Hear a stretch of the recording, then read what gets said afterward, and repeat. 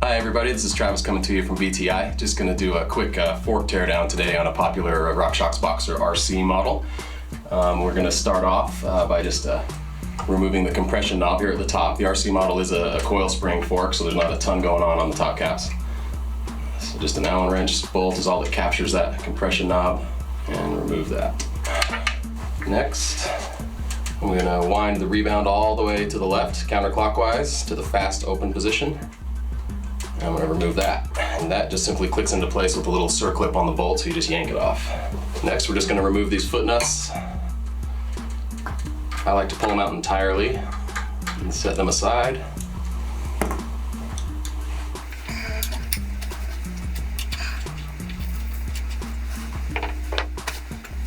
And then some people like to bang on the bolt. My preference is you actually take an old quill stem bolt, thread that into the shaft there, take a mallet, give it a firm tap, and what that did, that dislodged it. It's actually a press fit into the lower casting here. So now it is loose.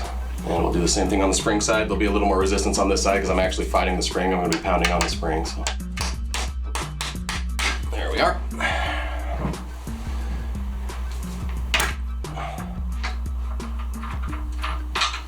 We're going to do this as quickly as possible to avoid as much oil spillage as we can.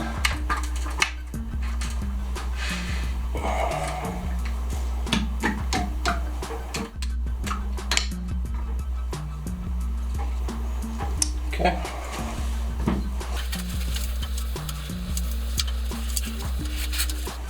All right, now I'm going to go ahead and remove the spring top cap.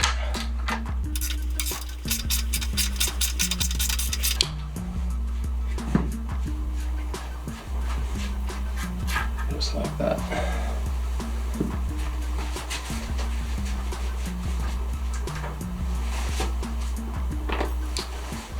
There's some little preload spacers in there. And the spring itself.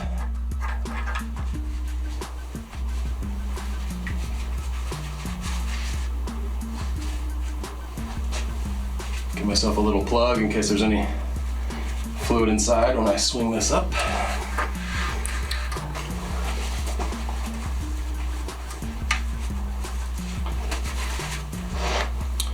And here we have a little lock ring. It's not a bad idea to protect your rod. It's a little more vital on an air shaft.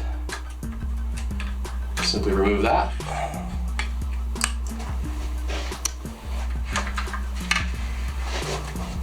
And there we go.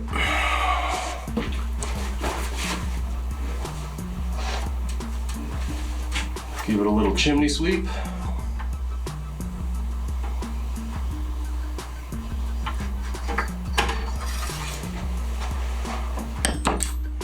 All right, and that brings us to the damper.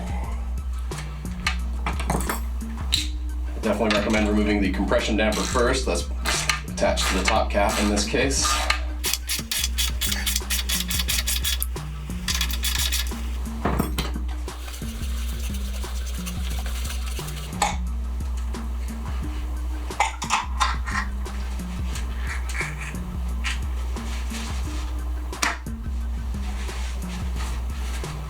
That is the compression damper.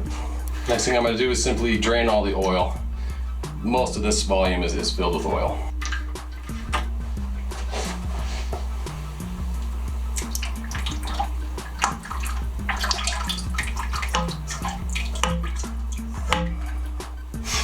Okay, give myself a little cork again. And we're going to remove the rebound damper. So same thing, let's protect our shaft. And remove the lock ring.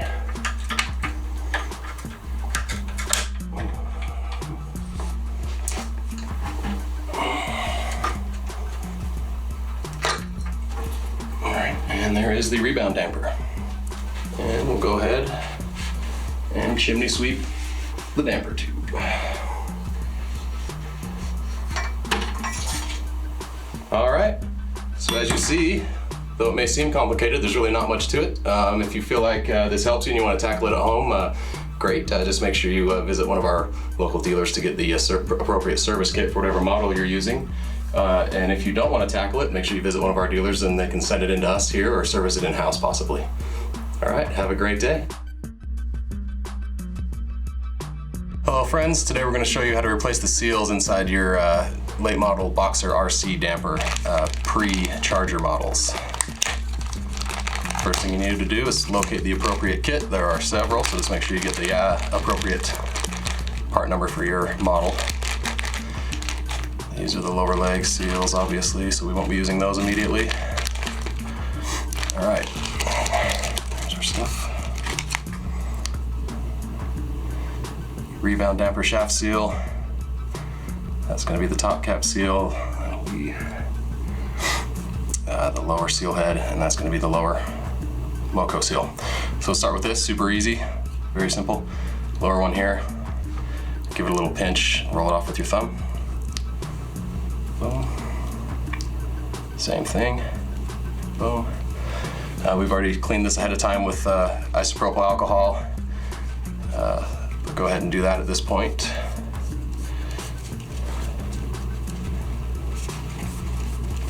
All right. And you want to get a little slickoleum style lube on each seal. Pop them straight on. Done. All right, the rebound damper. This is the seal head here. So just slide that all the way off. Pay attention to which way it was on there. All right, and same thing. Give it a little squeeze, roll it off with your thumb. Done. Okay, there is a bushing in here. You don't want to damage that surface. So whatever technique you use to dig this rubber O-ring out, don't score a tool down across that bushing, because it is fairly important. So I like to just place it down like this.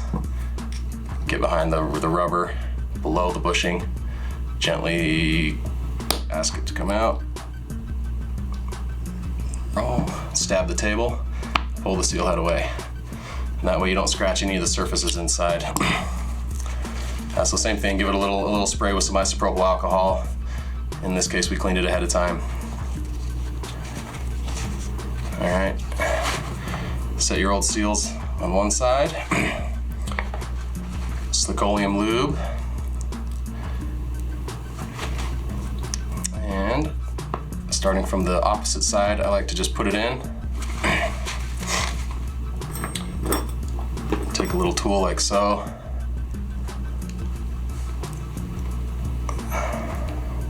Put it through the O-ring, put that bit in, and just work the rest around with your finger.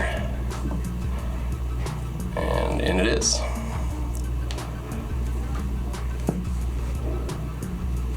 All right, and this one's extremely simple, obviously. Give it a little lube. Pop it on.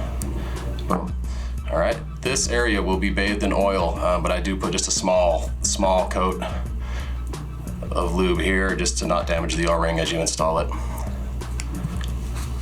And just give it a little wiggle. On it goes.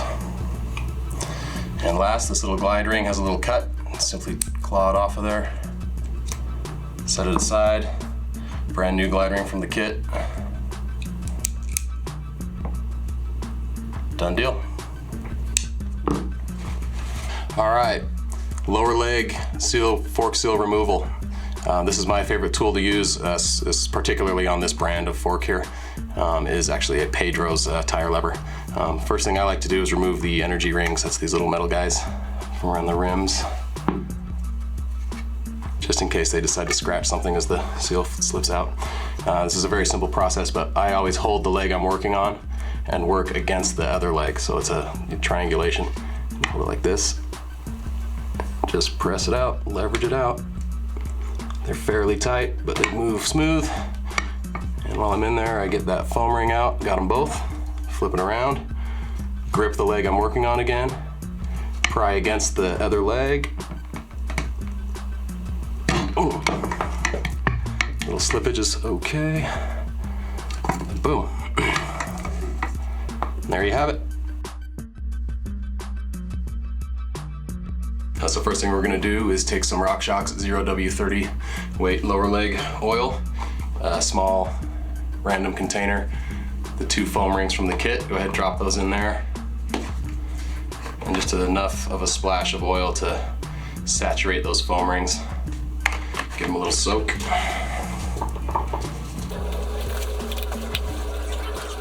Alright, when they're completely gold in color, go ahead and place them in that recess right there. Same thing here. Just like that. Alright, now we're going to install our lower leg seals, but it's a good idea, if you can, to dry this inner surface above the sponges as much as you can. The rubber seals, if they get too much oil on them, it is possible for them to pop out over time. Sometimes air pressure can build up inside these lower legs after an extreme downhill ride. And it's never fun to look down and see your lower leg seal has popped out and there's oil spewing around. And your fork is not being protected from the elements. So give that a nice dry, just like that. All right. Then we have our fork seals. I'm gonna go ahead and remove the energy rings, like so. Just like that. Take our 35mm seal driver tool, place the seal on it like that.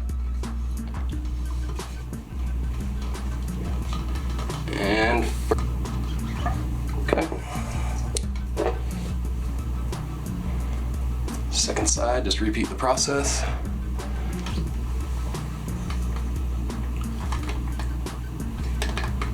And success. Last thing we're gonna do is reinstall our energy rings, just like that. And we're ready to move on to our next step. Hi everybody, Travis coming back to you here at BTI. We're just gonna reassemble our Boxer RC for you. So the first thing I'm gonna do is install the spring. So we have all our freshly cleaned parts here that we have carefully inspected. We're gonna install our shaft. All right, so we'll install our shaft like so.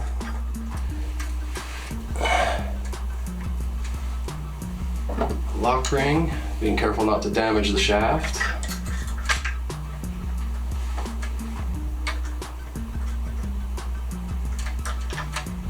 Just like that. Let the fork up right again.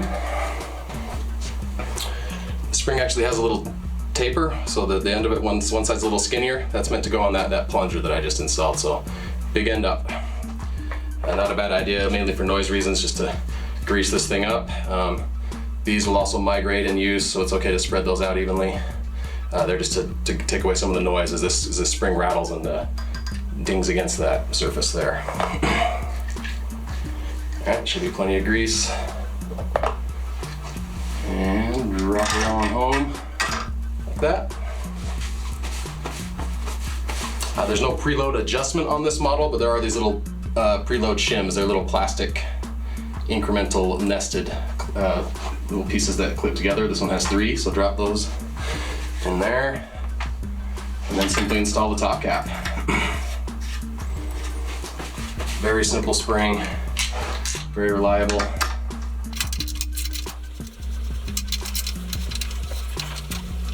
All right, and for this model, RockShox actually has a fairly low torque published for the top caps. It is 65 Newton meters, or 65 inch-pounds, I'm sorry. Okay, put it here. I like to stabilize the fork with my arm so that the direction I twist goes against my forearm. Boom, that's it. All right, next we will install the damper. Similar process, we're gonna start with our rebound damper. Just install the piston, the seal head, there, lock ring, just like so.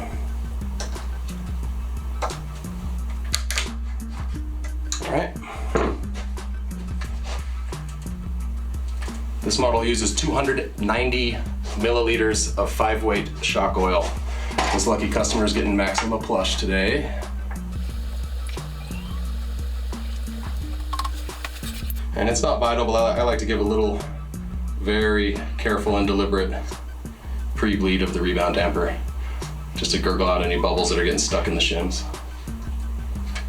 Okay.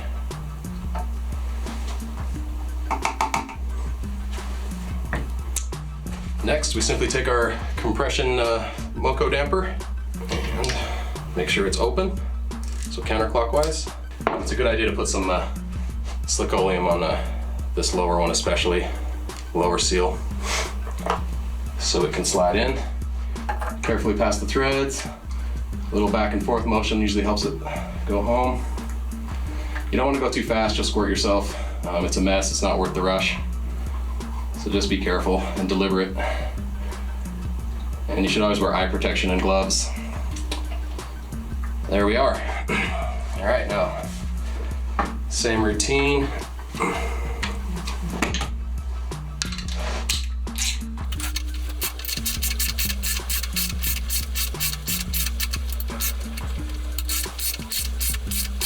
And again, RockShox has published 65 inch-pounds for this top cap. Ready to go. Beep. All right. Now I like to reinstall the compression knob at this point. Little screw.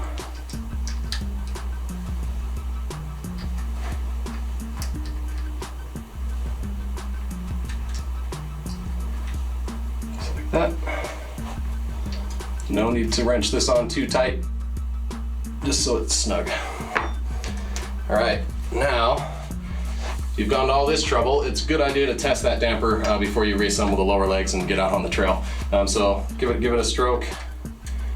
Should feel like your good old normal fork. Turn that damper all the way to the close position. It should feel quite firm. I can push it, you know, and when your body weight's on it, you'll be able to, but it's firm. Okay.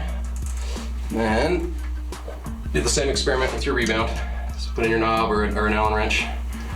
Turn that all the way closed. It won't make much difference on the compression stroke, but it'll be hard to pull her down. Just like that. Try it again all the way open. And it should feel nice and smooth. Just like that. We're gonna go ahead and take our lower legs first. RockShox is good enough to go ahead and lube the seals ahead of time in the package. But personally, I like to add just a thin coat of slick oleum grease in there, like this. There is such a thing as too much. If you pack too much in there, you'll actually be creating a path for dirt and debris to get in. But you want enough lube that the stanchions slide nice and smooth. Okay, so just like this. Next, I like to take them, well, I recommend turning your compression all the way to the firm position. So once we do get the legs on, you don't accidentally shove that rod up a little too far. So do that very first. Take this like this. All right, now I have the dropouts kicked this way. Okay, so I'm angled out like this. So I have the seal edge just touching the front of the stanchions here. And I kind of hook it in place. And I come to the back with my thumbs and on we go. If you feel a little resistance and it feels abrupt, your sponge may not be perfectly round and it may be snagging on the bottom of the stanchion there, and if you force it, it's possible to slice that sponge, and you don't want to do that. So just take your time. I know I made it look fast. I do this several times per day, but just take your time. All right, I'm putting this up at a slide incline, just so when I inject oil here, it doesn't come spilling back out at me. So, okay, RockShox has published in their manual 20 cc's or milliliters of 0 W30 weight oil in the spring side, and this is a coil sprung fork. So I just stick my hose below the shaft itself, so I'm not filling the threads where the bolt's gonna live. Squirt in 20 cc's, pull it away. RockShox calls for 10 cc's in the damper leg, so I have 10. Same thing, get it in there, get below the damper rod if you can.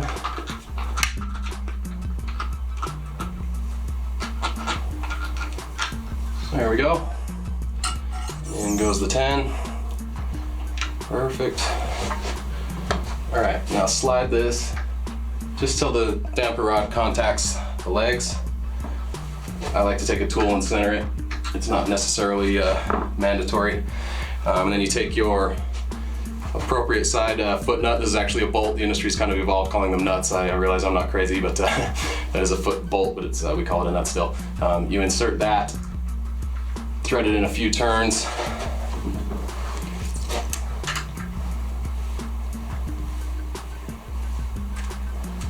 Stop there, okay.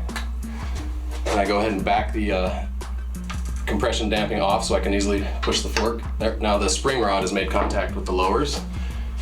And I'm going to take the fresh crush washer on this side foot nut and recenter that. Perfect. Here we go. Thread it on a little by hand. With the tool.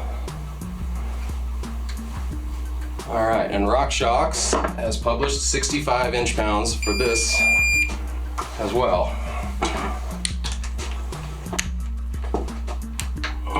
Take our tool. I like to rest my arm on the leg that's going to twist.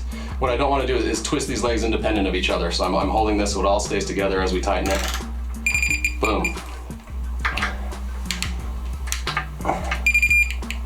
There we are. Don't forget your rebound knob. You actually just press this into place. Click. Give it a couple clicks of rebound. At that point, you want to restore your settings if you were had the presence of mind to record them. Sometimes they do change a little bit when you get fresh oil in there, so don't feel bad if you didn't. Reinstall on the bike and go ride it. Time to shut down the internet and go have some fun.